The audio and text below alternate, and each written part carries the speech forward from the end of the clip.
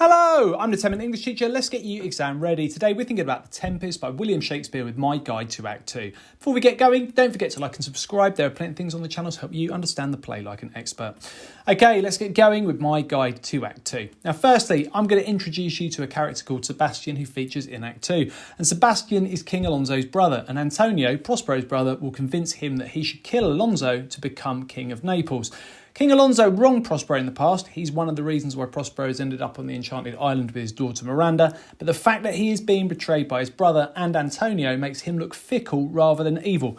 Shakespeare wants us to warm towards Alonso, who suffers the thought of his son being drowned. It's important that King Alonso becomes a character we empathise with, seeing as Ferdinand is the love interest to Miranda.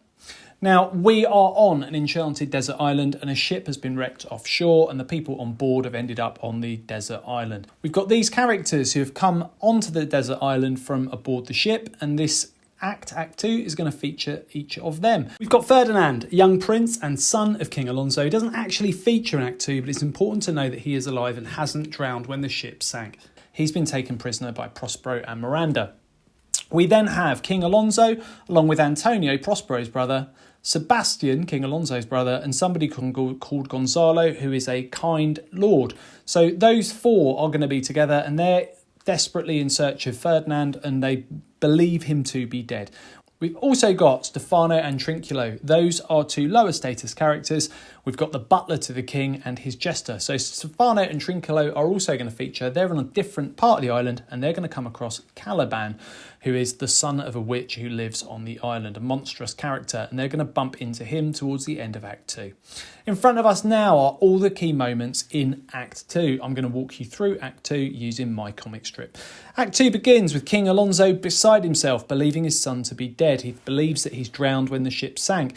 Gonzalo tries to comfort him, but he's mocked by Sebastian, who's Alonso's brother, and also by Antonio, Prospero's brother. These two characters are going to plot against King Alonso, so some sympathy towards Alonso is being afforded by Shakespeare. We then have Sebastian, who blames Alonso for Ferdinand's death. Of course, he's not dead. We know that he's being held captive by Prospero. Agreeing to a marriage between his daughter and the King of Tunis meant travelling to North Africa by sea. So Sebastian places the blame for them being on the ship in the first place, having agreed to his daughter marrying the King of Tunis. So she's now a queen, but the ship has sunk, and Sebastian places the blame on Alonso. We then have Ariel putting a sleeping spell on the lords and King Alonso, but he doesn't put a sleeping spell on Sebastian and Antonio, and they then devise a plot to kill Alonso so that Sebastian can become the King of Naples himself.